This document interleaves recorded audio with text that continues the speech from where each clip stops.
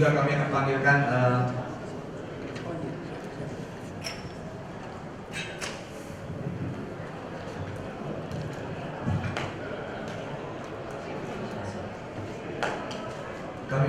Ibu Niken dari Kominfo. Silakan Bu.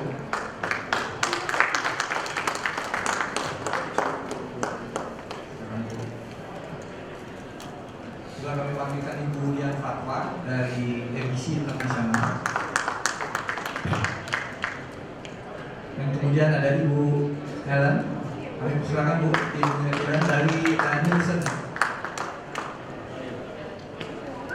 Pak Imam perempuan semua.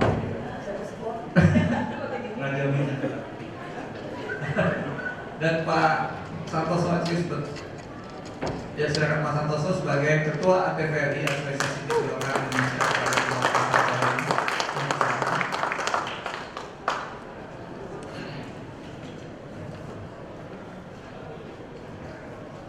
Demikian moderator dan para panel sudah ada di depan. Tapi sesuai dengan tol yang kami sampaikan bahwa ini bentuknya adalah diskusi panel. Jadi kami harapkan bentuk forum yang lebih terbuka, kita dua arah atau multi arah. Kami silakan Pak moderator memulai. Terima kasih. Terima kasih. Assalamualaikum warahmatullahi wabarakatuh. Selamat pagi. Salam sejahtera untuk kita semua. Sebetulnya masih ada satu narasumber dari KPI karena masih mendampingi Pak Menteri Kominfo, jadi nanti akan menyusul. Baiklah, tidak mengurangi pentingnya acara ini, biar waktunya juga nanti bisa banyak untuk berdiskusi. Kita mulai saja. Nanti masing-masing narasumber akan saya beri waktu 15 sampai 20 menit. Mohon maaf interupsi Pak. Yes. Acara ini juga akan disiarkan secara langsung melalui streaming dengan alamat onhandtv.com. Onhandtv.com. Mungkin ada rekan-rekan kita di daerah karena naturnya kita ada TV lokal dulu, jadi selalu kita berbagi kepada teman-teman kita di daerah. Onhandtv.com. Jadi www.onhandtv.com bisa disiarkan. Terima kasih. Oke, terima kasih Pak Iman. Baiklah, saya kenalkan sebelum kita mulai. Yang paling ujung namanya Pak Santoso, saya biasa memanggilnya. Lengkapnya Pak Budi Santoso atau Bambang Santoso ya? Bambang Santoso. Beliau adalah Ketua Asosiasi TV Lokal Indonesia, sekaligus Ketua Asosiasi TV Jaringan Indonesia. Terus di sebelah kiri ini, Ibu yang cantik ini, Dr. Anda Rosarita Niken Widiastuti, Dirjen Informasi dan Komunikasi Publik Kantor Kementerian Kominfo. Kemudian di sebelah kanan saya ada ini teman saya dulu, namanya dulu Mbak Dian Islamiati dulu adalah wartawan SCTI, terus sekarang bekerja di ABC TV atau sekarang namanya ABC Internasional di Australia. Nanti kita akan banyak mendengarkan best practice dari Mbak Dian. Kemudian yang paling ujung itu adalah Mbak Helen Katarina dari Nielsen, Direktur Eksekutif Nielsen. Ini penting, nanti harus didengarkan karena Nielsen ini dianggap dewa ya. Kita bagi pemasang iklan, karena ini wakil dewa ini datang maunya wakil ya, Nielsen dewa, ini anaknya dewa. Kemudian yang baru datang dari Komisi Penyiaran Indonesia, Mas Agung. Baiklah, saya mulai aja diskusi hari ini. Nanti kita mungkin campur. Sometimes I can speak with English and sometimes I can speak bahasa. Because maybe I don't know. There are many audience from foreigners, maybe. What up to you? Yeah. Audience foreigners in this room. Okay, Japanese people. Okay. Baiklah, saya mulai diskusi kali ini membahas tema, ini diskusi panel ya, membahas tema tentang televisi lokal, kemudian lokal wisdom, kearifan lokal, dan media konvergensi. Untuk memulai mungkin saya beri kesempatan Pak Santoso. Saya ingin tahu bagaimana nasib TV lokal karena jumlahnya sudah mencapai ribuan saat ini. Yang tertati-tati ya mungkin sebagian juga sudah belum tikar, sebagian sahamnya dijual oleh TV Jakarta, saya tahu. Terus harapannya ke depan, saya ingin tahu posisinya seperti apa TV lokal saat ini. Karena apapun TV lokal, kalau kita ngomong lokal wisdom, tempatnya di TV lokal. Silakan Pak Santoso. Jadi waktunya masing-masing 15 sampai 20 menit.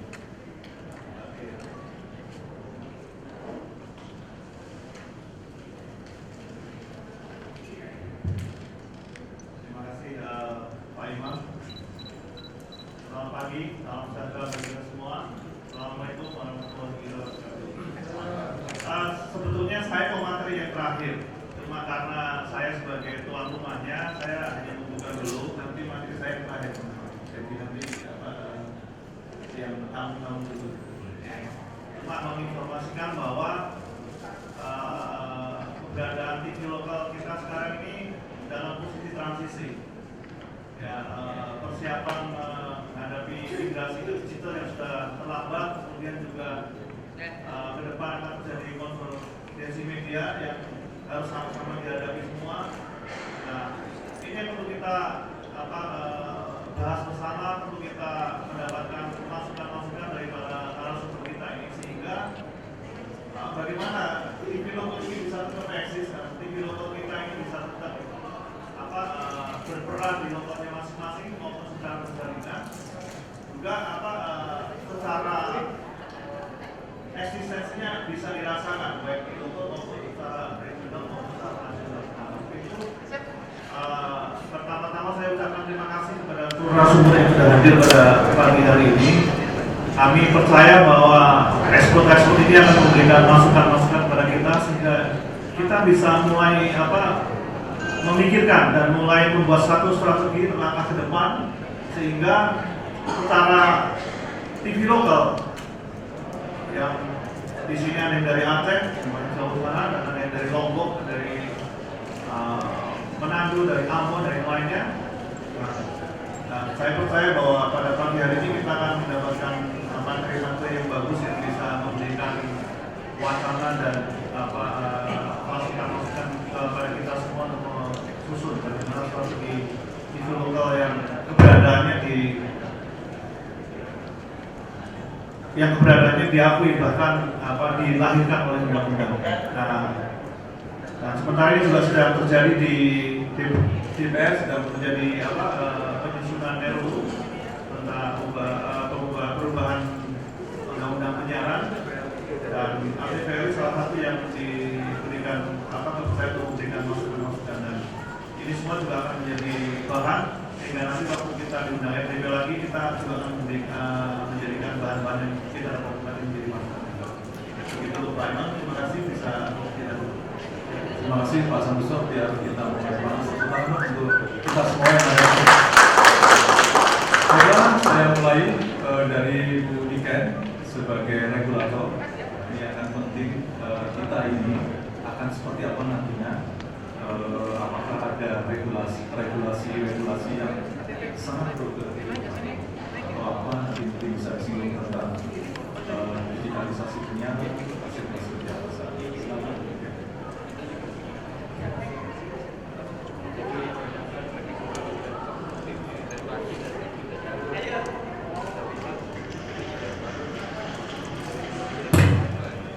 Terima kasih Pak Imam.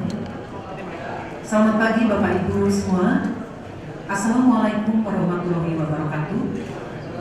Salam sejahtera untuk Bapak Ibu. Sangat menarik diskusi kita tentang TV lokal dan kearifan lokal di era konvergensi media. Tantangan terbesar dari TV lokal yang pertama adalah adanya media morfosis. Media morfosis adalah transformasi media karena perkembangan teknologi informasi, juga karena perkembangan politik, perkembangan ekonomi, yang kemudian akan membawa dampak pada perubahan budaya, khususnya budaya bermedia dari seluruh masyarakat. Seperti kita ketahui bahwa dengan media morfosis, adanya transformasi media di bidang teknologi. Sekarang ini televisi sudah kita ketahui menuju digitalisasi multiplexing. Jadi satu frekuensi pada very high frekuensi sekarang ini maupun ke depan bisa diisi kurang lebih 20 channel atau kanal. Kalau sekarang misalnya televisi di daerah, satu frekuensi itu satu kanal, tetapi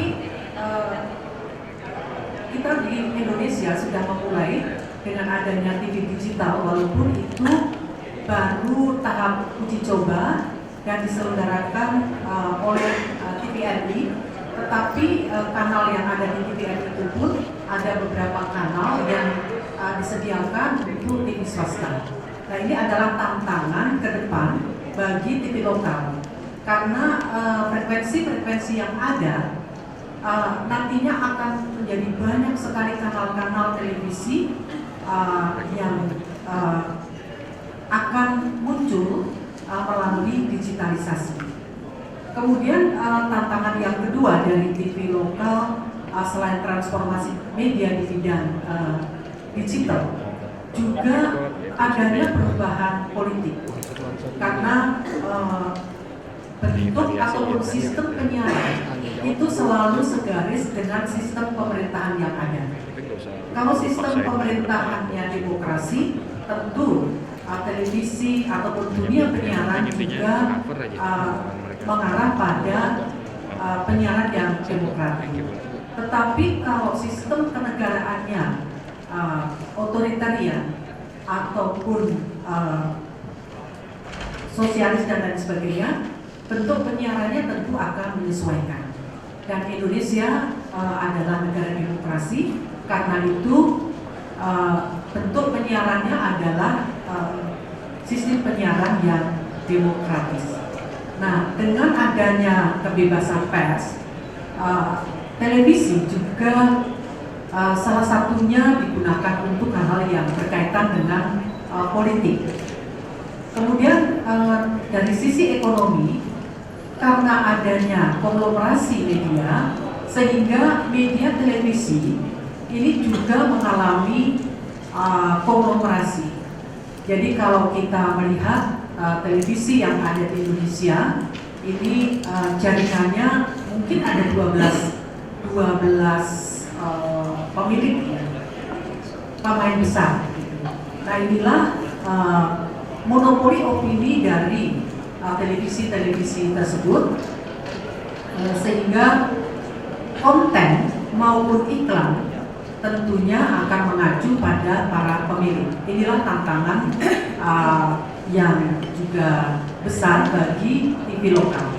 Nah, di satu sisi, dengan adanya perubahan digitalisasi, maka kemudian dunia internet, teknologi informasi, masyarakat ada pergeseran budaya mencari informasi dan hiburan melalui dunia internet. Jadi yang biasa ditonton di televisi, mereka bisa nonton di YouTube ataupun live streaming seperti sekarang ini, sehingga TV lokal ini tentunya juga perlu strategi-strategi secara khusus di dalam menghadapi kekuatan media sosial ataupun juga media online dan media over the top. Next. Jadi media penyiaran ini di Indonesia berkembang sangat pesat, bahwa media dalam melaporkan peristiwa tidak lagi terkendala dengan periodisitas, karena lifetime atau siaran-siaran yang live seperti sekarang langsung bisa ditonton, tetapi untuk masyarakat atau audiens yang tidak bisa mengikuti di internet pada saat sekarang ini, mereka bisa menyaksikan melalui video on demand. Jadi periodisasi time waktu ini sekarang juga dengan perkembangan teknologi sudah bisa diatasi. Kemudian informasi-informasi yang aktual, misalnya situasi tertentu, itu mengenai bencana, mengenai kerusuhan, konflik dan lain sebagainya bisa diikuti masyarakat secara real time.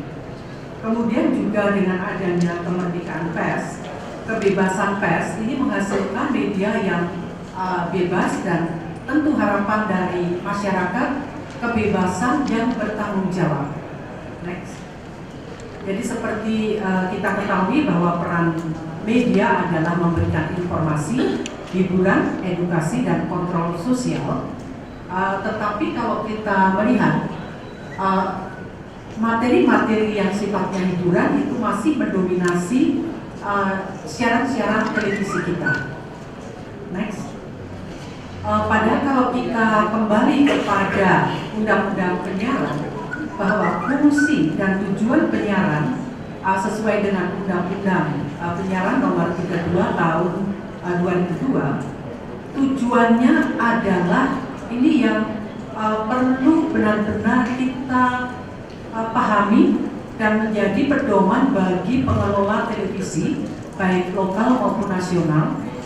Tujuan penyiaran itu adalah untuk integrasi nasional.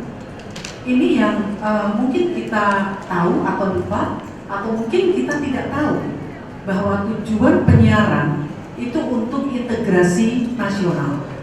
Tetapi kalau kita melihat sajian televisi khususnya akhir-akhir ini, kita perlu introspeksi. Apakah betul televisi, siaran-siaran televisi kontennya sudah sesuai dengan tujuan diselenggarakannya penyiaran sesuai undang-undang, yaitu integrasi nasional, atau justru sebaliknya? Nah, ini nanti bisa dijawab oleh Bapak Ibu.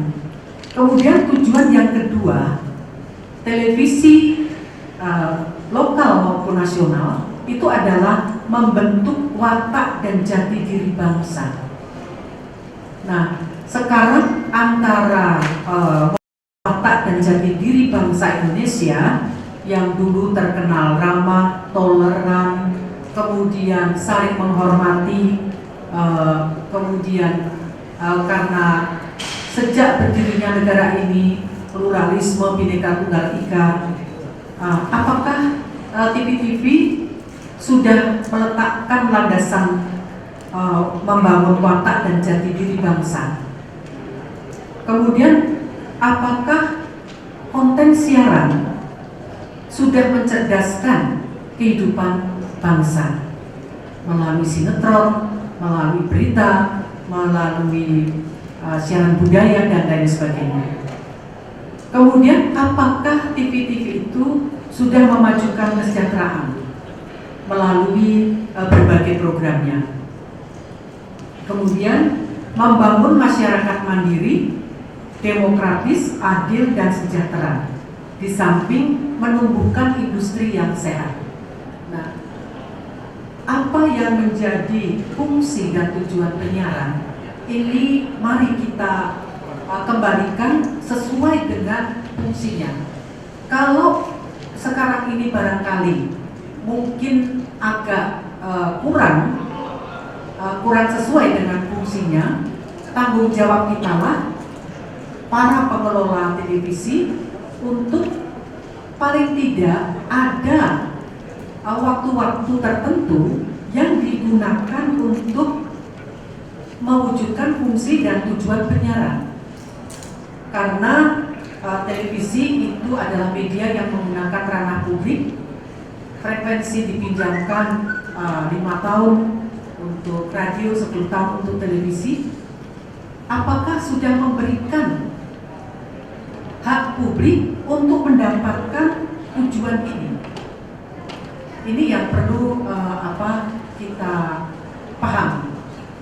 Kemudian next, TV lokal sesuai dengan Undang-Undang Nomor 32 Tahun 2002 Pasal 52 bahwa setiap warga negara Indonesia memiliki hak, kewajiban, dan tanggung jawab dalam berperan serta mengembangkan penyelenggaraan penyiaran nasional. Kemudian organisasi nirlaba, lembaga swadaya masyarakat, perguruan tinggi, dan kalangan pendidikan dapat mengembangkan kegiatan literasi dan atau pemantauan lembaga penyiaran. Next. Nah, kemudian peluang bagi TV lokal, bahwa TV nasional itu menayangkan minimal itu 10% konten lokal. Inilah yang menjadi peluang bagi TV lokal untuk memproduksi konten lokal sesuai dengan aspirasi dari masyarakat. Ini berdasarkan Rakornas KPI tahun 2017, belum lama. Ya. Nanti dari KPI mungkin bisa lebih detail menyampaikan mengenai hal ini. Next. Kemudian media di ruang privat dan media di ruang publik. Media televisi masih mendominasi kehidupan warga Indonesia. Nah, ini kita melihat bahwa ini juga dari KPI, anak-anak kita menonton televisi itu lebih lama dibandingkan dengan mereka belajar di sekolah. Nonton TV bisa 1.600 jam dalam setahun, tetapi sekolah hanya 740 jam. Artinya lebih banyak edukasi dari anak-anak kita itu mereka dapat dari televisi. Sedangkan kalau media yang lain seperti media cetak, radio ini mengalami penurunan khalayak, tetapi tetap memainkan peran signifikan dalam dinamika sosial politik di Indonesia. Kemudian media sosial juga menjadi bagian gaya hidup warga, tidak hanya di urban tetapi di rural pun sekarang ini masyarakat sudah menggunakan media sosial. Kemudian jarak ruang publik dan ruang privat ini semakin menyempit dan kabur. Nah, karena itu siaran-siaran TV lokal yang didominasi isi siaran nasional, masalah konsumerisme dan lain sebagainya, tentunya ini tidak sesuai dengan kondisi di daerah. Nah, karena itulah perlu ada penguatan dari TV lokal, khususnya konten-konten lokal ini lebih banyak lagi, harus bisa dimasukkan ke dalam siaran televisi lokal. Next. Kemudian mengenai data, tapi terlalu kecil. Masyarakat yang menonton televisi itu mencapai 99% televisi, kemudian pengguna internet itu 42,5%, pembaca koran 30%, pendengar radio 18,4%, pembaca majalah itu 4,5%. Jadi masyarakat Indonesia itu masih dominan di dalam menonton televisi. Kemudian next, perilaku pengguna internet ataupun juga televisi, lebih banyak memang masyarakat atau audiens itu menggunakan media untuk mencari hiburan. Next, ini mengenai media di Indonesia. Cyber media itu ada 2011, tetapi tentunya yang terverifikasi itu masih sangat sedikit sekali, barangkali tidak sampai 10% atau bahkan baru 5% cyber media ataupun media yang terverifikasi. Kemudian stasiun televisi ada 394, radio ada 1165, media cetak ada 567. Next. Kemudian isu-isu industri penyiaran. Yang pertama tentang perkembangan internet, konvergensi media, tren penggunaan gadget meningkat, kemudian konten audiovisual berkembang di over the top. Inilah yang menjadi tantangan bagi televisi, karena konten-konten audiovisual itu bisa dilihat, ditonton melalui media yang ada di over the top. Kemudian belum terdapat pengaturan pada penyelenggaraan over the top penyiaran. Ini perlu juga menjadi bahan diskusi ke depan. Kemudian proteksi pengguna terhadap konten cyber ini memang belum ada selain undang-undang ITE. Kemudian digitalisasi, teknologi mengarah ke digital multiplexing, kemudian efisiensi resource spektrum frekuensi, ya seperti kami sampaikan tadi, satu frekuensi bisa digunakan untuk beberapa kanal atau channel. Kemudian peningkatan kualitas penerimaan siaran dengan digital ini tentunya suara lebih jernih, gambar lebih jelas, lebih cepat, dan perkembangan teknologi sangat luar biasa. Kalau di Indonesia masih pada resolusi 4K, tetapi kalau di Jepang, di negara-negara maju sudah 8K. Kemudian digital dividend, migrasi ke digital. Kemudian tantangan globalisasi, pemain global ikut bermain di ranah lokal seperti YouTube, Netflix. Ini mendapat animo yang sangat tinggi dari masyarakat. Di negara-negara Eropa sekarang sedang merencanakan pengaturan legislasi untuk pemain global atau over the top. Di samping itu tantangan yang lain adalah maupun peluang. Ini perubahan demografi. Kalau tahun 2010 penduduk rural itu 46%, urban 54%, sedangkan proyeksi tahun 2050 penduduk rural tinggal 33%, sedangkan urban 67%. Itu data dari Bank Dunia. Kemudian masyarakat usia produktif di Indonesia itu mencapai 67,15%. Inilah merupakan bonus demografi yang dimiliki oleh Indonesia. Kemudian kebutuhan konten yang berbeda untuk segmen pasar yang sangat beragam seperti Indonesia. Next. Kemudian tantangan yang dihadapi di lokal tadi sudah kami sampaikan, globalisasi, demokratisasi, digitalisasi, konvergensi, dan tentu Ibu Ellen, rating ini yang menjadi momok atau menjadi harapan, malaikat atau momok, kitab sucinya bagi industri penyiaran. Nah, untuk rating ini, apakah mungkin rating acara-acara yang mendapatkan rating tinggi adalah acara yang sesuai dengan tujuan atau misi penyiaran? Nanti Ibu Ellen mungkin enggak, Bu. Jadi supaya masyarakat Indonesia itu juga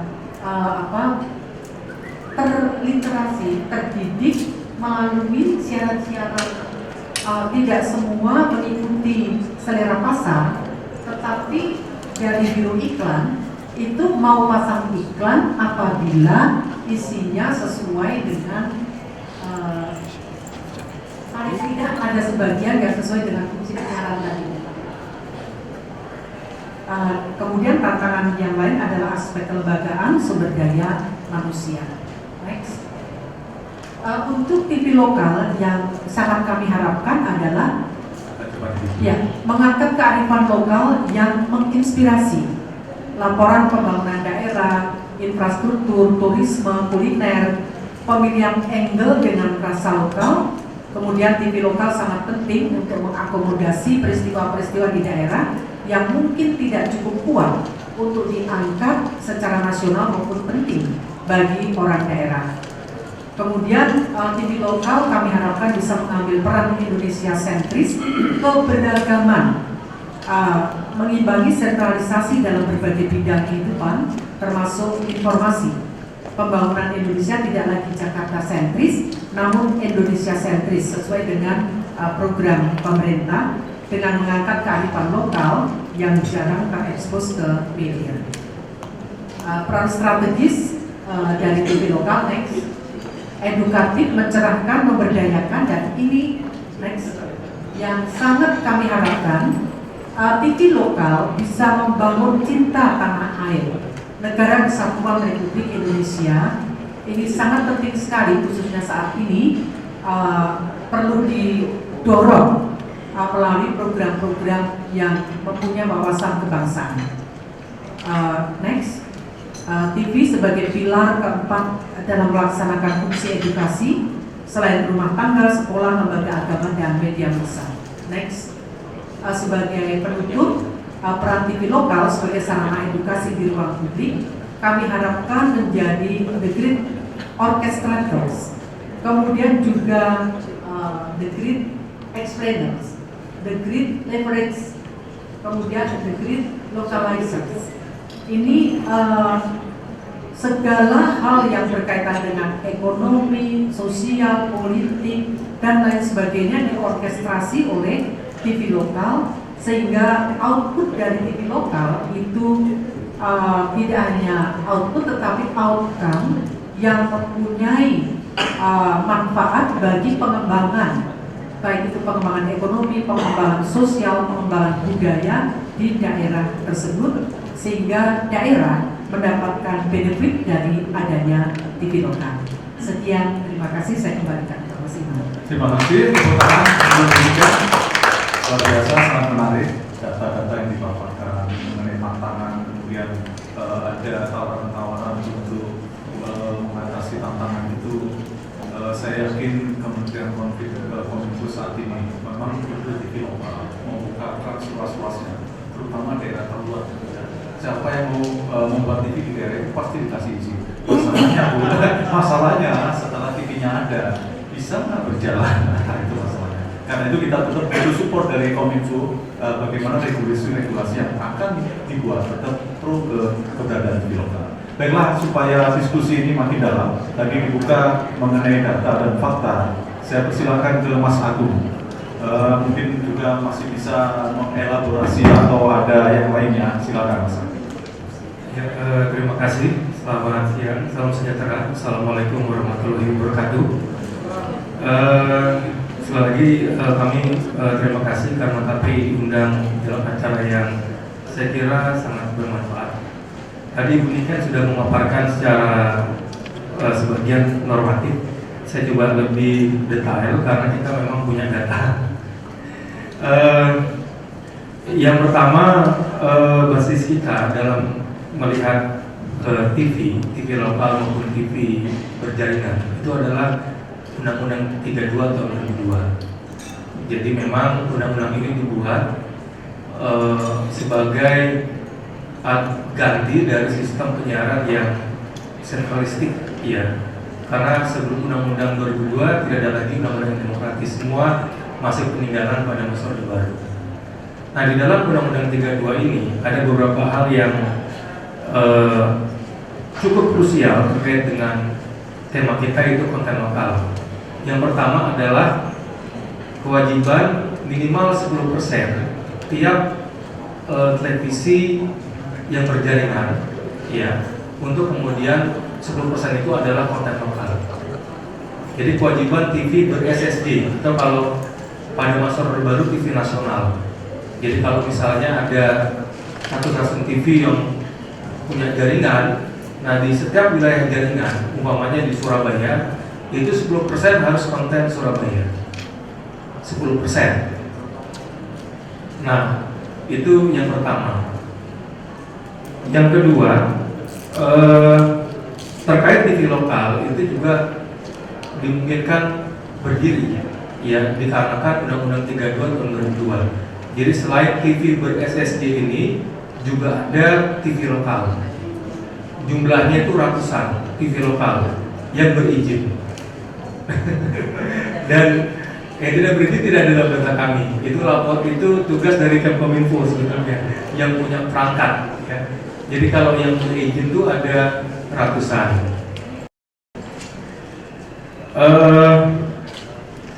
Kemudian untuk mempromosikan konten lokal itu kita setiap tahun juga membuat KPI Award. Jadi setiap tayangan dari TV lokal ataupun konten lokal yang ada di dalam SSD itu kita nilai, dan setiap tahun kita berikan KPI Award.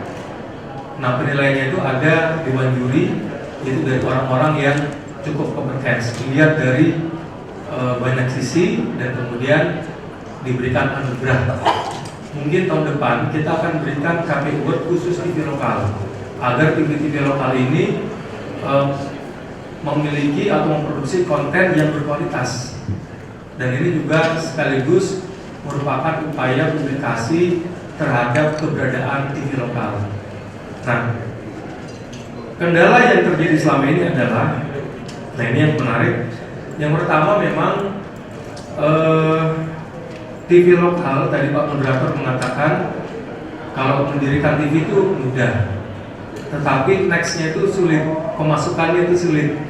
Nah, ini memang kalau saya amati TV lokal dibanding dengan TV SSD, itu iklannya kalah variatif juga. Kalau TV SSD itu kalau kita nilai TV itu 20%, ya swasta, baik yang SSD maupun lokal 20% dari 24 jam. Nah, kalau TV swasta itu memang memenuhi semua, bahkan lebih offset. Kalau TV lokal ini jarang, dan kalaupun ada TV lokal yang iklannya itu terus. Ya, ini mohon maaf ya. Ini Pak Bambang misalnya, saya baru nonton JTV, ya pertama kontennya pengobatan herbal, misalnya seperti itu. Ini kalau JTV ini bagus ya, tapi itu menarik Pak. Kita jadi tahu tentang, oh ternyata ada pengobatan yang herbal. Lalu iklannya itu ya, tadi sebelum saya kesini melihat di TV berlangganan ada JTV, itu iklannya Legel ya, tentang handphone itu lama sekali. Dia shopping. Nah, ini mungkin yang agak berbeda dengan TV swasta nasional dengan demikian, atau SSC tadi, yang iklannya cukup banyak dan bervariatif. Nah, dari sisi ini kita bisa lihat bahwa kompetisi sudah tidak fair atau tidak seimbang dengan demikian, tidak seimbang. Nah, nanti saya akan berikan mungkin solusi, karena itu domain pemerintah ya, ketika misalnya ada ketidakseimbangan, bagaimana kemudian menciptakan keseimbangan tersebut. Nah, itu kenyataannya. Yang kedua adalah ya, beberapa TV lokal itu kemudian menjual sahamnya kepada TV yang ber-SSD tadi, dan cukup mahal. Nah, ini terjadi juga ya, sehingga kalau kita bicara TV lokal mungkin jumlahnya ratusan, mungkin kalau kita lihat secara lebih dalam tentang kepemilikan saham, itu mungkin sudah banyak berubah, dan semuanya sudah berubah sebetulnya menjadi TV swasta nasional atau merupakan bagian dari TV Jakarta. Nah, ini memang kelemahan Undang-Undang 32 tahun 2002 tentang kepemilikan. Ya, walaupun disebutkan di dalam Undang-Undang 32 tidak boleh ada frekuensi itu tidak boleh dipidanakan, ya, tetapi kemudian kalau kita melihat bahwa yang berhak mendapatkan frekuensi adalah PT, misalnya namanya PT Lativi Media Karya. Ini contoh PT Lativi Media Karya. Ya, itu dulu nama udaranya adalah Lativi, PT Lativi Media Karya. Nah, kemudian saham berubah. Ya, Abdul Latif menjual kepada Abdul Bakri, saham berubah. Nah, kalau sahamnya berubah, itu bukan berarti dianggap sebagai pengalihan frekuensi, karena PT-nya masih pakai PT Lativi Media Karya. Walaupun pemilikan sahamnya berubah, komposisi berubah. Nah, sekarang nama udaranya menjadi TV One. Ini sebagai contoh. Nah, TV-TV lokal di beberapa daerah atau di banyak daerah itu juga melakukan hal seperti itu. Ya, ketika TV yang berjaringan tadi punya kebutuhan untuk memperbanyak ya stasiun relay atau PT di daerah TV berjaringan, maka ketika peluang usahanya sudah habis, yang ada adalah kemudian TV-TV lokal, maka terjadilah negosiasi. Nah, sebagian saya kira sudah berpindah kepemilikan sahamnya kepada TV berjaringan. Nah, ini dia. Jadi memang kelemahan dari Undang-Undang 32. saya usul memang kalau sekarang ini kan mau ada revisi Undang-Undang 32, ada Undang-Undang Penyiaran yang baru. Saya usul memang sebaiknya DPR ya ini mengadopsi peraturan Bank Indonesia tentang bank umum. Wah itu ketat sekali bank umum. Jadi tidak boleh ada kepemilikan saham ganda. Ya anak juga kemudian dibatasi, keluarga dibatasi. Ya, jadi ini menarik kalau bisa diadopsi sehingga terjadi demokratisasi penyiaran yang sesungguhnya. Kalau sekarang jargon Undang-Undang 32 demokratisasi penyiaran, demokratisasi kepemilikan, demokratisasi konten.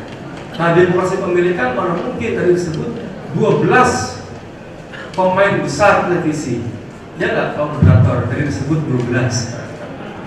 Itu bukan demokrasi pemilikan, itu sentralisasi kepemilikan. Terjadi oligarki kepemilikan dalam bidang penyiaran. Ya, dan ini jelas tidak sehat. Jelas tidak sehat.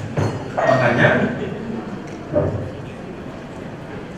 ya, saya menghimbau sekali lagi di forum ini, ya, mumpung DPR ini sedang melakukan revisi terhadap undang-undang penyiaran, maka adopsi terhadap peraturan BI tentang pendirian bank umum itu bisa dilakukan sehingga tercipta demokratisasi kepemilikan sesungguhnya di dalam dunia penyiaran. Kalau dunia penyiaran pemilikannya sedikit, dia tidak demokratis. Sesimpel itu sebetulnya. Nah, ini problem yang terjadi. Ya, jadi saya ulangi bahwa ya TV lokal kalau jumlahnya ratusan, kalau kita telaah mungkin jumlahnya lebih sedikit.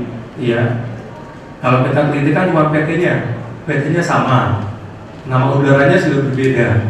Ini tadi saya contohkan PT TV Media Karya. Mungkin PT-nya masih merujuk kepada TV lokal, tetapi kontennya adalah konten relay dari sistem di Jakarta. Nah ini kenyataan di lapangan. Nah, apa yang dilakukan oleh KPI ya terhadap konten lokal, ini kita bedakan antara konten dengan TV lokal. Karena konten lokal itu bisa melekat bukan hanya pada TV lokal, tetapi pada TV tadi, SSJ tadi, sistem siaran jaringan. Karena kita mewajibkan 10% harus ada konten lokal. Nah, selama tiap 3 bulan kami melakukan evaluasi terhadap keberadaan konten lokal 10% tadi. Kita evaluasi tiap 3 bulan. Jadi KPID di seluruh daerah, ya, karena kita punya organ sampai provinsi, itu memantau tentang konten lokal. Lalu KPI memverifikasinya dengan meminta logbook dan kopi siar. Nah itu kita teliti setiap 3 bulan. Nah kalau misalnya ada stasiun TV nasional yang tidak punya konten atau kurang kontennya, maka kami akan peringati. Nah terus kami akan lakukan seperti itu. Tahun depan kita sudah punya sistem IT, teknologi informasi, untuk TV nasional ini. Ya, jadi ada 15 TV nasional SSJ, itu kami sudah buat sistemnya, sehingga nanti bisa kita lihat secara real time apakah TV tersebut punya konten lokal nggak di daerah. Kalau tidak ada, ya kita peringati, kita berikan sanksi yang sangat tegas. Nah ini untuk menjamin tadi demokratisasi penyiaran. Ya. Nah terkait dengan TV lokal itu memang tadi saya sudah sampaikan berkali-kali bahwa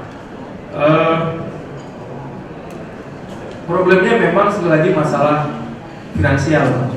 Ya sehingga memang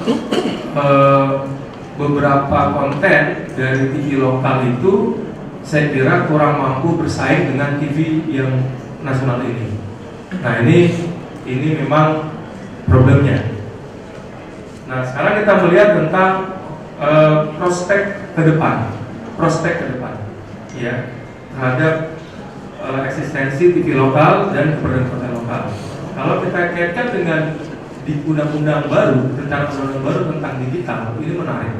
Ya, kalau melihat DPR membuat undang-undang penyiaran baru ini melihat TV-TV yang sekarang ada, ya itu dianggap sebagai pemain baru, ya baik TV lokal yang sudah investasi sekian puluh tahun umpamanya, ataupun TV nasional, ya yang juga investasinya sekian puluh tahun, itu dianggap pemain baru, ya oleh DPR dalam melihat undang-undang penyiaran yang sedang digodok. Nah, di dalam undang-undang penyiaran itu, ya, itu pemerintah menetapkan single MUX, ya, bukan multiplexer. Single MUX itu nanti adalah RTRI, bunyinya. Nah, single MUX ini, ya kalau kita lihat ada berapa MUX ya. Kalau satu MUX misalnya ada, kalau Super SD itu konon katanya 6 kanal, kalau SD itu 10 kanal. Taruhlah kita 6 kali 7 MUX misalnya, itu ada 42, minimal ada 42 kanal. Nah itu TV lokal maupun TV nasional itu berkompetisi lagi untuk memperebutkan 42 kanal di setiap wilayah penyiaran. Nah memang dari sisi TV nasional maupun TV lokal merasa kurang pas gitu ya. Ya karena mereka sudah investasi sekian puluh tahun umpamanya atau sekian tahun, tapi kemudian tidak diprioritaskan dalam perolehan kanal TV yang berlipat tadi. Karena kalau dalam hitungan kita untuk TV lokal, kalau misalnya diprioritaskan untuk mendapatkan kanal digital umpamanya cukup dengan sekian puluh kanal itu. Ini kalau kita mau berbicara tentang demokratisasi penyiaran. Terus TV lokal, ya, jadi kita saring misalnya TV lokal mana yang serius, lalu kemudian punya modal yang cukup misalnya, itu mungkin bisa diprioritaskan untuk mendapatkan kanal yang dilihat dari jejak mereka. Ya, sama ini kan bisa dilihat jejaknya. Nah, ini kalau kita mau bicara tentang demokratisasi penyiaran, jadi dari hulu itu sudah harus dipikirkan. Jadi tidak boleh kemudian semuanya dibuat sebagai pemain baru. Itu yang pertama, ya. Karena kalau dibuat sebagai pemain baru, saya yakin kemudian ini diambil semua oleh TV-TV yang besar ini, akan diambil semua oleh TV-TV swasta yang memang dari sisi permodalan itu sangat besar, pemain besar. Yang kedua dari sisi konten lokal. Kemarin KPI Korea Selatan itu datang ke Indonesia, ya Komisi Penyiaran Korea Selatan, ingin tukar-menukar konten dengan sebetulnya mereka salah, tapi bicara ke KPI, ya karena KPI nggak punya tupoksi itu tukar-menukar konten ya, tukar-menukar konten. Nah mereka siap tuh konten sinetron, konten apa untuk ditukar-menukar dengan konten Indonesia. Jadi yang ditukar itu mereka inginnya konten yang mewakili kepribadian atau kebudayaan Indonesia. Nah terus kita lihat ada nggak sinetron yang mewakili kebudayaan Indonesia yang ratingnya tinggi-tinggi deh menurut Nielsen? Nggak ada. Kalau kita kasih ke Korea apa nggak aneh? Artinya memang kita sedang dalam krisis penyiaran, krisis. Nggak ada krisis loh kita. Acara apa yang bisa ditukar oleh Korea Selatan? Sebenarnya Korea Selatan sudah siap untuk tukar-menukar konten. Begitu, ya mungkin dangdut, kuliner, ya. Tapi kalau sinetron, ya mereka punya konten sinetron. Kita lihat yang menurut Nielsen tinggi pun juga layak nggak ya di tukar dengan Korea. Nah dalam penilaian kita memang kita sedang dalam krisis penyiaran. Krisis. Nah oleh karena itu dengan kaitannya dengan TV lokal ataupun konten lokal, kalau kita melihat di Malaysia itu mereka mensubsidi konten, Upin itu disubsidi. Ya bikin malah orang Indonesia tuh karena ada subsidi itu. Nah kalau kita biarkan penyiaran dalam tangan swasta, liberalisasi, dia akan terjadi seperti ini, kita krisis. Ya, Bayangkan daripada memproduksi konten umpamanya lebih baik kita menyewa konten asing, itu lebih murah biayanya, bahkan nyewa udah pergelondongan dengan teks lebih murah.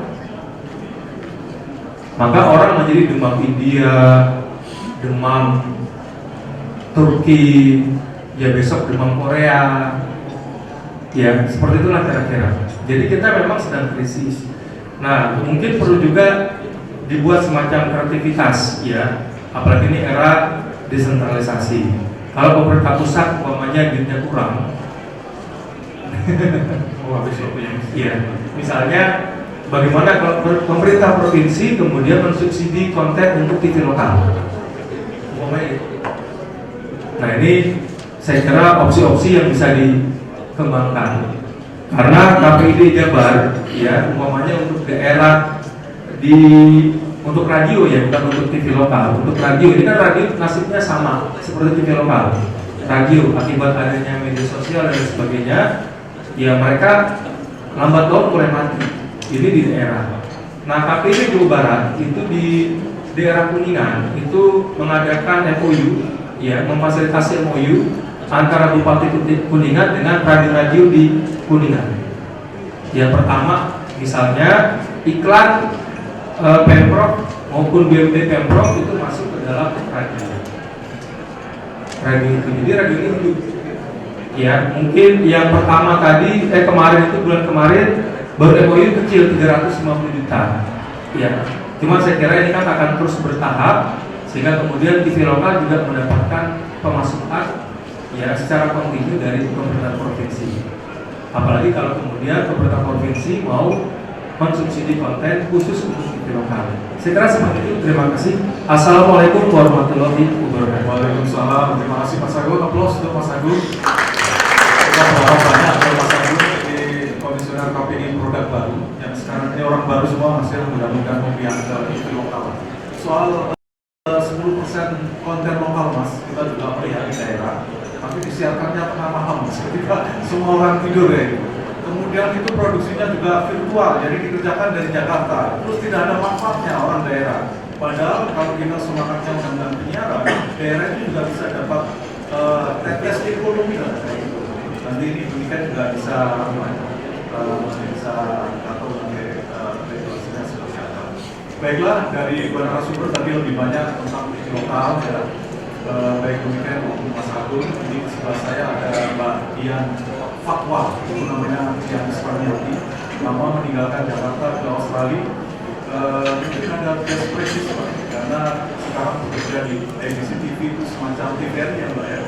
Nanti mungkin selain mau konten terus kemudian intervensi media di kita share di sini. Silakan Mbak Dian.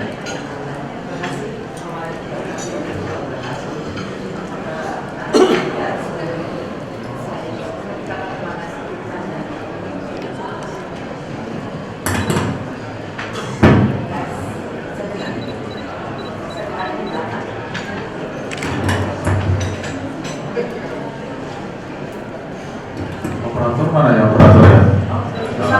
Ya, bisa dengar ya. Ya. Nama saya mengucapkan terima kasih dulu terhadap panitia yang sudah mengundang saya untuk bisa berbagi pengalaman di sini.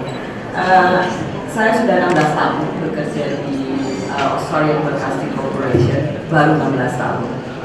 Biasanya setelah saya bicara dengan Mas Imam ini, kalau saya balik ke Australia, bahasa Inggris saya itu bedok Jawa.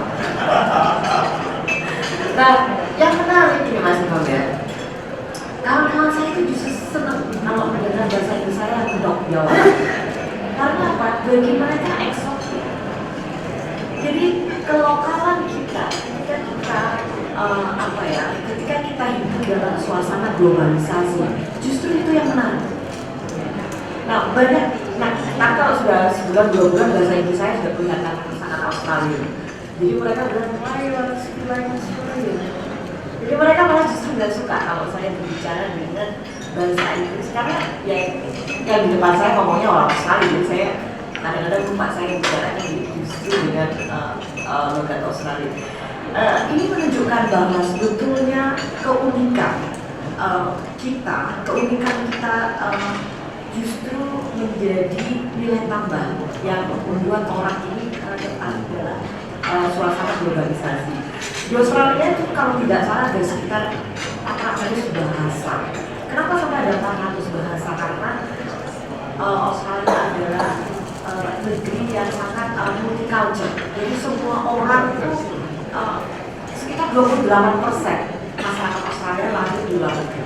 Jadi itu bapaknya ada yang dari Yunani, bapak ibunya dari Yunani, ibunya dari Mesir. Saya bayangkan anaknya bisa menguasai 2-3 bahasa. Jadi kalau kita buatkan TV lokal kayaknya nggak mungkin.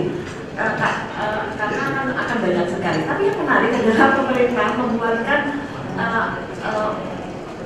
public broadcaster seperti juga semacam TVRI, tapi yang mengakomodir bahasa-bahasa lokal. Tidak sekitar 400 bahasa akan susah sekali untuk mencarikan orang yang mampu menguasai. Tapi ada sekitar 60 bahasa untuk radio.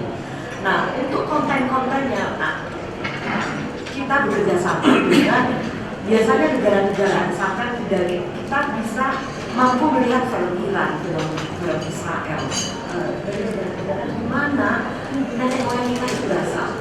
Yang menarik banget satu lagi yang dikatakan oleh Mas Agung adalah tentang krisis konten tadi. Nah, jarang sekali saya menyaksikan konten bahasa Indonesia. Hampir setahun itu saya baru menyaksikan sekali. Nah, sementara konten dari Iran, dari Israel, datanya justru tinggi. Jadi keunikan yang sangat-sangat lokal, apalagi cerita-cerita dari Afghanistan, dari Syria yang dianggap bagi kita adalah suasana yang penuh dengan peperangan.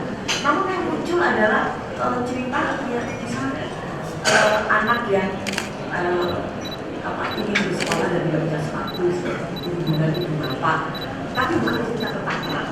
Nah ini justru kita yang menjadi nangis-nangis senang sekali dan menggunakan subtitle bahasa Inggris. Jadi ada satu hal kenapa bahasa-bahasa dari ratusan etnik yang ada di Australia ini tetap dipelihara karena ini merupakan channel bagi masyarakat bagi komunitas-komunitas untuk mereka merasa direkognize, dihargai. Ini kenapa mereka tidak ada keinginan untuk membangun negara atau negara Serbia. Karena apa? Karena mereka ekspresi keinginan mereka ini sudah diberikan channel. Ini punya tidak saja sekedar bahwa mereka punya channel, tapi punya nilai politis bagi pemerintah juga. Ini mereka memberikan ruang. Tadi diungkapkan oleh Bu Niken, bagaimana kita membangun watak dan jalan di bangsa. Di stasiun kami biasanya untuk seluruh production house yang akan memberikan konten kepada kami, kita memberikan training bahasa apa yang harus digunakan, sangat ketat. Nah, artis atau talent-talentnya yang akan hadir itu juga mendapatkan training. Jadi mereka ada batasan dan kita harus melihat apa demografi audiensnya. Kira-kira kalau demografi audiensnya untuk usia dari 2 tahun sampai 4 tahun, bahasa apa yang harus digunakan? Ada semacam manualnya. Setiap production house ini tidak akan sembarangan menggunakan bahasa-bahasa yang nanti akan membuat anak menjadi agresif, kedua menjadi bunyi. Karena media ini adalah anak sekali nggak nonton TV, dikasih anak yang dia tonton itu iPad. Mereka kalau saya main ke tempat kawan-kawan saya, TV ini nggak pernah dilihat lagi. Mereka adalah generasi post millennial yang tidak lagi melihat mungkin TV ini adalah action. Kita melihat dulu TV hitam putih baru-baru.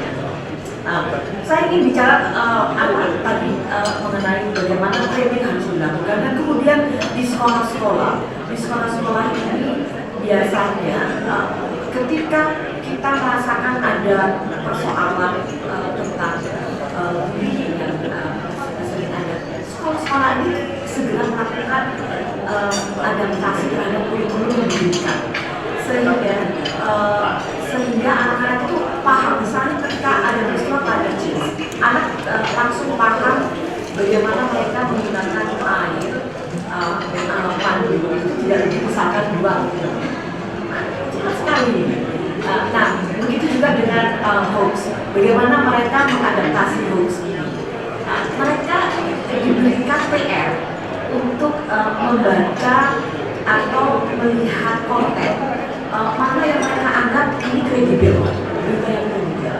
Jadi agak susah bagi pemerintah untuk melakukan regulasi secara misalkan Tempo itu yang bisa melakukan mengawasi semuanya dan mengontrolnya, karena justru yang ada di offline adalah lembaga-lembaga pendidikan, termasuk juga media. Yang menarik adalah ketika banyak sekali orang apalagi terkait dengan kasus tertentu, justru mereka yang menjatuhkan ini justru diri karena dianggap you are Australia. Karena nilai-nilai kita adalah tidak menjatuhkan orang, tidak melakukan karakter asasinasi. Justru yang kita harus lakukan adalah kita saling mendukung, kita saling mendukung, sama-sama membangun Australia secara bersama. Ketika kita saling menjatuhkan satu sama lain, biasanya orang jadi enggan itu kita bekerja sama. Ketika kita memberikan dukungan bersama, kita kemudian ada keinginan kita melakukan kolaborasi, bekerja bersama, dan ketika kita bekerja bersama itu produktivitas akan menjadi semakin tinggi. Tadi disebutkan juga tentang bagaimana pekerjaan ya Mas ya. Jadi wartawan pada saat ini memang tidak sekedar mungkin copy and paste dan kemudian mendengarkan langsung ditulis, tapi harus juga diingat bahwa kita juga harus melakukan research. Nah, hal ini yang saya perhatikan agak kurang generasi milenial jurnalistik saat ini. Mereka hanya datang karena melakukan riset apa di balik itu. Ada teman-teman yang luar biasa ketika misalkan teknologi yang di kalangan .com online itu kan mereka jadi nggak peduli mana siapa yang lebih dulu datang, siapa yang lebih dulu aktif ada yang tidak. Nah, tantangan bagi wartawan saat ini sudah melakukan riset dulu sebelum dia menulis.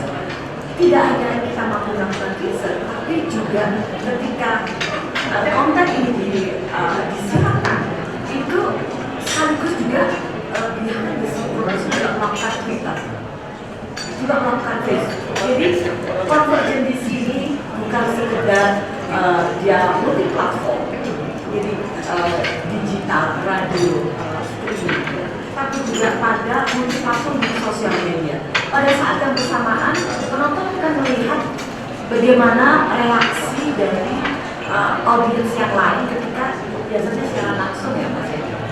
Secara langsung. Jadi Twitter tetap jalan kita melihat ya. Nah ini sebetulnya konvergen yang saat ini dihadapi oleh kawan-kawan.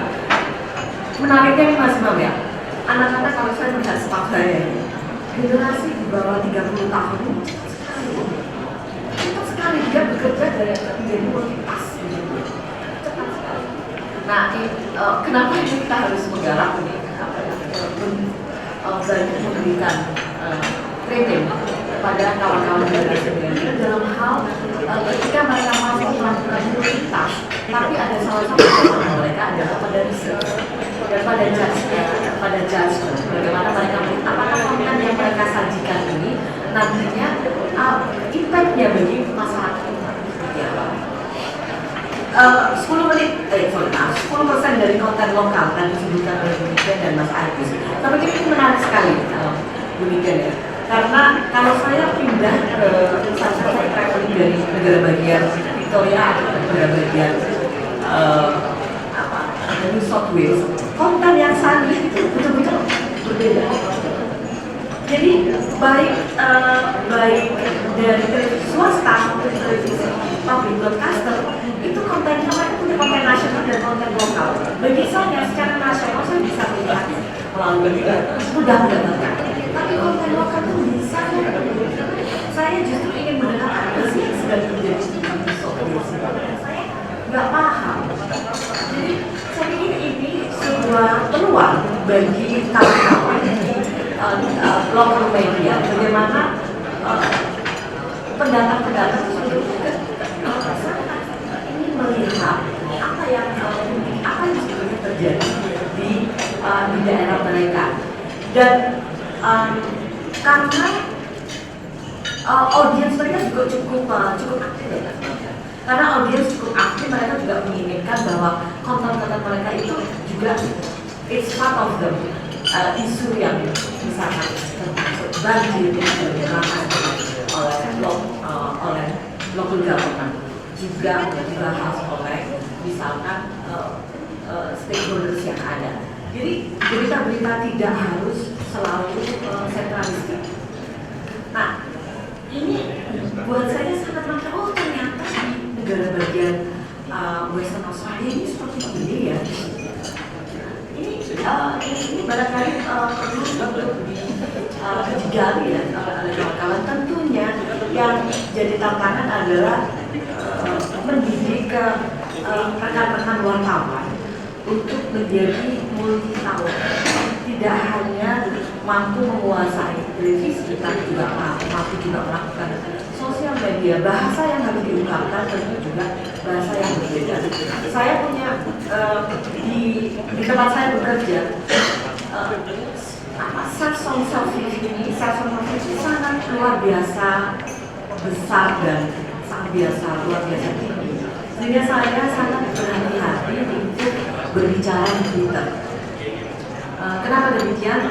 Karena saya sadar bahwa saya juga di sana dibayar oleh uang rakyat. Apa yang saya ungkapkan di baik melalui media sosial ataupun nanti di televisi ini akan berdampak kepada masyarakat. Karena itu sangat jarang di baik politisi ataupun juga dengan pelaku-pelaku media itu sembarangan untuk mengeluarkan ekspresi atau mengeluarkan statement, karena mereka sadar bahwa dampak dari statement yang akan dikeluarkan, dampak dari misalkan forwardan email ini apa dampaknya bagi masyarakat, apakah bisa menimbulkan perpecahan. Bagaimana kalau itu dilihat dan dibaca oleh anak-anak yang masih teenager, yang otaknya masih belum berkembang. Nah, ini setiap orang ini betapa besar ya tanggung jawab itu. Apapun yang kita lakukan ketika kita sadar bahwa informasi yang kita keluarkan akan dikonsum oleh banyak pihak, dan kita tidak tahu apakah mereka cukup memahami bahwa informasi yang kita sajikan ini misalkan ini dilihat oleh anak yang secara yang masih teenager, yang masih remaja, secara otaknya belum berkembang. Sehingga ini kalau berkembang, belum berkembang itu membuat keputusan ini yang kita khawatirkan bersama. Tapi demikian, karena saya sebetulnya ingin banyak mendengar dari kawan-kawan konsep apa yang menjadi perhatian, sehingga saya nanti mungkin bisa bertukar pengalaman lebih banyak dari Waalaikumsalam, tepuk tangan untuk bahagia. Kalau di Indonesia kebalik, kemarin pilkada DKI, semua di Indonesia harus melihat dengan porsi yang sangat banyak. Tapi unfortunately, ketika saya melihat hasil itu, saya kebetulan dengan netizen. Saya cek tanggal 19, siaran-siaran pilkada DKI di daerah di Surabaya itu ratingnya jelek. Ini kan, tapi kita dipaksa untuk melihat itu, ya baiklah. Seperti yang saya sampaikan, ini penting, ini representative of girl. Hasil risetnya ini adalah jadi rujukan baik TV lokal maupun pemasang iklan. Mudah-mudahan, saya nggak tahu kalau ya margin errornya khusus TV lokal dinaikkan dikit loh, biar ada yang nonton gitu ya. Surveinya biar iklan juga bisa masuk seperti itu. Silakan Bu Helen Katrina. Terima kasih Pak Imam. Selamat pagi Bapak dan Ibu. Perkenalkan saya Helen. Terima kasih buat undangannya Pak untuk diskusi pagi ini. menjawab pertanyaan dari tadi kayaknya udah mulai pemanasan deh sana sini. Oke, mungkin saya luruskan dulu satu statement yang tadi berulang-ulang saya dengar bahwa Nielsen itu katanya Tuhannya atau dewanya stasiun TV. Kita ini sebenarnya cuma traffic counter. Jadi angka rating yang dilaporkan oleh Nielsen itu bukan diberikan oleh Nielsen, tapi itu sebenarnya diberikan oleh pemirsa. Karena cara kami mengukur adalah dengan menggunakan alat monitor yang dimasang di rumah. Jadi kami hanya mengukur ada berapa banyak orang yang menonton sebuah acara tersebut ya, di sebuah stasiun TV. Jadi kalau misalnya ada acara ratingnya 10, artinya 10% dari populasi menonton acara tersebut. Itu aja. Jadi kami hanya melaporkan itu. Jadi kayak sama ini kayak lampu kayak lampu traffic gitu ya, yang keluar masuk, kemudian misalnya pemirsa tersebut pindah ke stasiun TV yang lain, itu tetap akan diikuti ke pemirsaannya. Jadi kalau tadi menanggapi pertanyaan dari Ibu Niken, apakah mungkin program yang berkualitas mendapatkan rating yang tinggi? Sangat mungkin sebenarnya, sangat mungkin. Sebenarnya itu tergantung dari programming director di televisinya, Bu. Gitu. Jadi kalau angka rating itu kan mencerminkan jumlah orang yang menonton. Dan kepemirsaan itu jumlah penonton itu paling tinggi pasti namanya kita namakan prime time bell. Jadi dari 6.30 sampai dengan jam 10 malam misalnya. Jadi kalau di paruh waktu yang lain tentu misalnya pagi, sore jumlah orang yang menonton TV nongkrong di depan itu lebih tinggi. Tapi kalau di prime time itu sekitar 30% secara rata-rata dari populasi itu ada di. Jadi kalau gamenya adalah rating tinggi, taruh aja di prime time. Sebenarnya itu. Ya, tapi saingannya berat. Ya, saingannya berat. Tapi misalnya dari stasiun TV yang sama, pasti rating dia di prime time dengan rating di pagi hari pasti akan lebih tinggi di prime time. Karena opportunity untuk mendapatkan jumlah audiens lebih banyak itu lebih besar. Karena orang juga lebih banyak di situ. Nah, saya ambil contoh misalnya program Adit Sekojago. Itu adalah program yang sangat bagus sekali dan berkualitas. Jadi program ini animasi lokal ya, tetapi target audiensnya tidak hanya anak-anak, jadi keluarga. Audiensnya family. Itu ditayangkan di hampir prime time, jadi sekitar jam 6-an sore. Mendapatkan walaupun sebelah-sebelahnya mainnya sinetron. Sayangnya stasiun TV yang lain itu tidak gimana ya, mungkin belum punya keberanian untuk menayangkan program serupa di jam-jam berikutnya, jam 7, jam 8, jam 9, dimana itu adalah sebenarnya puncak-puncaknya jumlah audiens. Jadi kembali lagi ini tergantung dari strategi program dari masing-masing stasiun televisinya sendiri. Kemudian kalau saya tadi menanggapi Ibu Dian ya tentang bahwa audiens kita terutama anak muda sekarang itu sangat fantastis, itu benar banget. Jadi dengan perkembangan digital, di mana sekarang sudah sekitar 40% di populasi kita yang melek digital ya. Jadi dari populasi 40% ini dan sebagian besar usianya di bawah 30 tahun, ketika mereka nonton TV, 90% dari mereka itu pegang gadget. Jadi at least screen-nya tuh dua screen, nonton TV sama pegang gadget. Sehingga menjadi suatu hal yang seharusnya sangat penting ketika kita mau meng-engage audience ya. Ketika misalnya kalau saya adalah sebuah brand mau mensponsori program bola di prime time ya. Jadi bukan cuma dari iklan-iklan atau berbagai macam bentuk sponsorship yang ada di screen TV, tapi engagement itu juga lewat digitalnya. Apa dari Twitter atau ada kuis yang dijawabnya via online dan sebagainya. Karena hal seperti itu akan semakin tinggi ya. Jadi kalau kita lihat tadi TV itu ditonton oleh lebih dari 90%, sementara digital 60%, tapi 40%-nya ini growth-nya itu luar biasa, cepet banget. Jadi mungkin untuk mencapai level yang sama 90% seperti TV nggak perlu 10 tahun lagi, mungkin dalam waktu 3-4 tahun lagi sudah bisa terjadi. Sehingga kita harus mulai mempersiapkan diri ke arah sana. Kemudian yang akan menjadi challenge buat TV ketika kita baik TV nasional apalagi TV lokal, ketika kita main di digital, jadi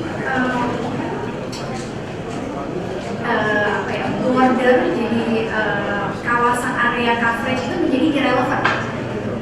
Karena ketika kita naik konten kita masukin ke digital, kita punya YouTube channel atau kita punya channel sendiri, walaupun kita TV-nya adalah TV Aceh, bisa ditonton di Papua, sehingga tidak ada lagi definisi TV lokal dan TV nasional menjadi blur sebenarnya.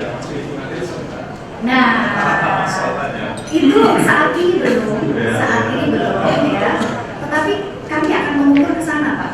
Ya, kita akan mengukur ke sana. Kemudian, jadi selain dari segi geografi yang menjadi irrelevant,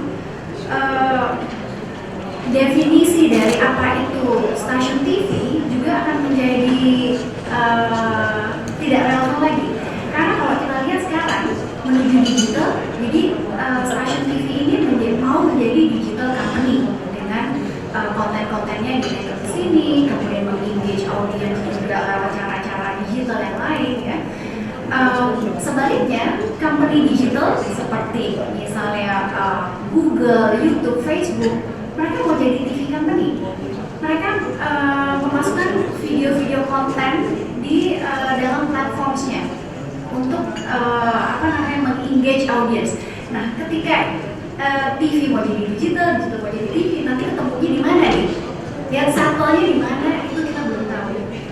Tapi itu akan jadi seru. Jadi definisi kita sebagai stasiun TV saat ini mungkin berpikirnya bahwa kompetisi saya, kalau saya TV lokal mungkin TV lokal lainnya atau TV nasional. Tetapi sebentar lagi ketika ini benar-benar fully convergence, divisi itu udah tidak ada lagi. Kemudian menanggapi Mas Agni tadi tentang bagaimana TV lokal bisa survive dengan revenue, ya. Ini juga sesuatu yang menarik. Jadi dari pengamatan kami ketika kami mengukur iklan-iklan di TV lokal. Jadi kalau secara audience in total, audience share TV lokal itu sekitar 2-3%. Tetapi share-nya dari segi revenue itu sebenarnya mencapai 7%, Pak. Jadi sebenarnya cukup bagus. Tapi bagaimana mempertahankan itu dan apakah nanti apakah dari share revenue itu beneran berbayar atau apakah spot-spot yang banyakkan gratisnya, itu yang kita nggak tahu, Pak. Gitu. Nah, ini padahal yang kami ukur baru iklan-iklan yang ada di commercial break. Sementara kalau TV lokal kami perhatikan sebenarnya banyak revenue yang tidak di commercial break. Jadi misalnya meliput acara Pemda itu sebenarnya adalah acara berbayar, tutorial ya, yang tidak kami ukur. Jadi sebenarnya TV lokal itu punya banyak sekali kreativitas untuk mendapatkan revenue ya, dan juga untuk mengakomodate selera-selera dari pemirsa lokal. Kemudian saya mau share sedikit mengenai nanti bagaimana sih kami akan mengukur konten-konten digital ya. Jadi ini yang kami namakan total audience, mungkin bisa di next ini adalah preview dari apa sih nanti yang namanya total audience. Jadi sudah terjadi di Australia, mungkin Mbak Dian sudah familiar dengan yang seperti ini ya. Kalau pada saat ini yang kami ukur itu yang namanya rating, baru rating dari program live yang muncul di TV yang bentuknya analog, ya, terrestrial, ya, terrestrial analog. Tetapi di negara di mana digital transition sudah complete, ya, infrastruktur sudah memadai dan lain sebagainya, yang namanya rating itu akan terdiri dari, contohnya seperti ini, misalnya ratingnya 10, sebuah program ratingnya 10, kita bisa melaporkan berapa persen dari program tersebut yang ditonton live oleh audiens, ya. Kemudian berapa persen yang ditonton via DVR, ya, digital video recorder, karena set-top box digital itu punya kemampuan untuk merekod konten, kemudian untuk ditonton kemudian atau ditonton nanti beberapa jam sebelumnya atau beberapa hari sebelumnya, ya. Dan dari porsi DVR itu berapa persen yang ditonton antara hari ke-1 sampai hari ke-7 sudah live. Kemudian berapa persen dari DVR yang ditonton antara day ke-8 sampai dengan 35 setelah live. Setelah itu ada juga berapa persen yang ditonton via OTT, berapa persen yang ditonton via connected device dan lain sebagainya. Jadi rating itu akan menjadi seperti itu. Yang sekarang kami laporkan baru yang analog live aja. Tetapi di US, di Italy, di Australia, yang namanya rating itu sudah seperti ini. Nah, nanti akan menjadi lebih menarik lagi.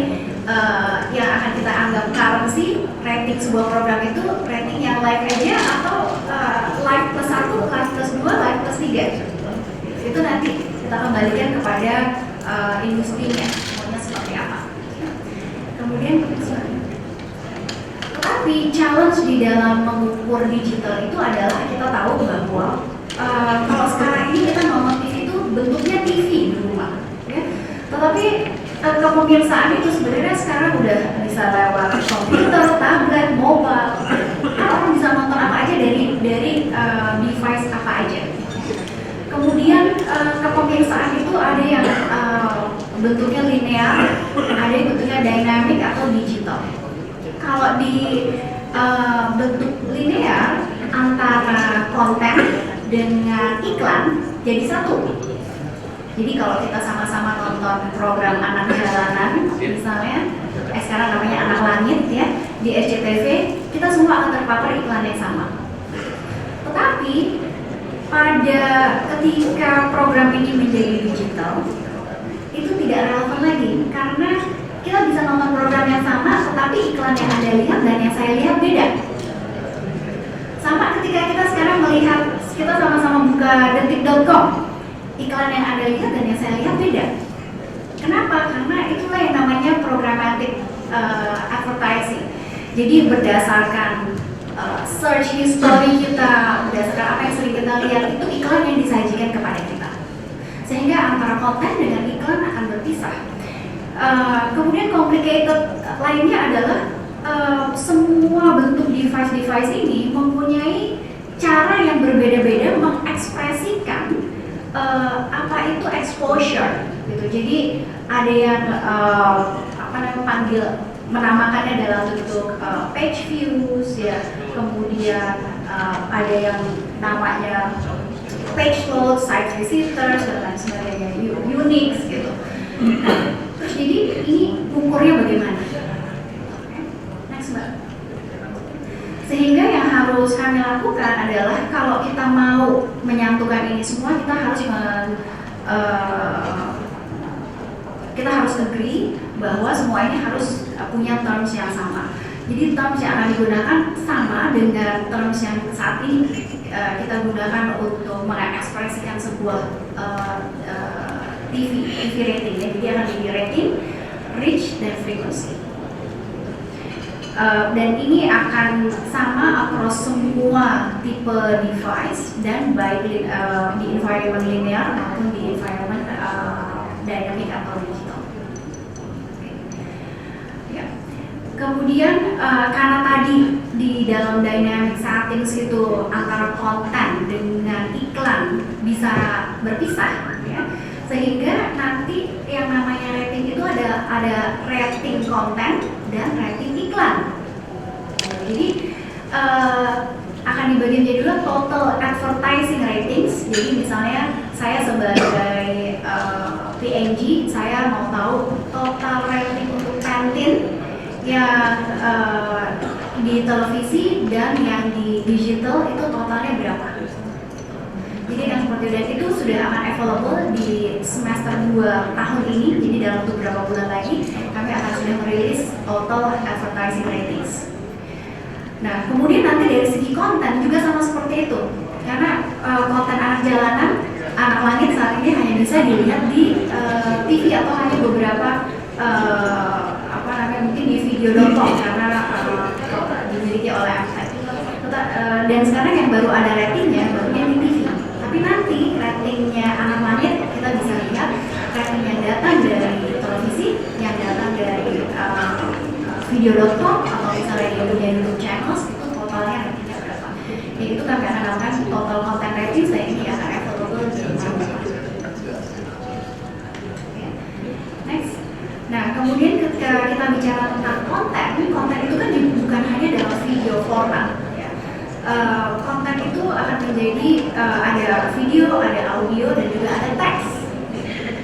Karena sekarang kalau kita bicara gadgets, kan kita bisa pilih, kita bisa dengerin radio di sini, atau mungkin bukan radio, mungkin Spotify, it's music. Jadi sebenarnya yang diukur adalah audionya.